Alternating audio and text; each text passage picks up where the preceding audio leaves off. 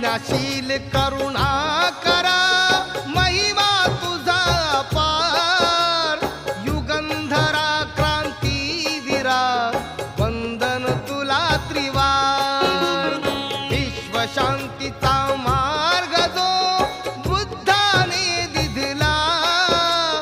त्या बुद्धाचा धम्म जगिया वंदनीय ठरला बुद्धाची ही अमृतवाणी करतो मी गुणगान